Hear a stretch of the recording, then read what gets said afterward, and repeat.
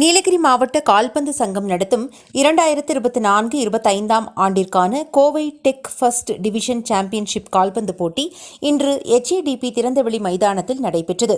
போட்டிகளை நீலகிரி படுகர் travels association தலைவர் தாம்பட்டி சிவகுமார், செயலாளர் முகேஷ், பொருளாளர் சரவணன், நீலகிரி மாவட்ட கால்பந்து சங்கத்தின் செயலாளர் மோகனமுரளி ஆகியோர் போட்டிகளை துவக்கி வைத்தனர்.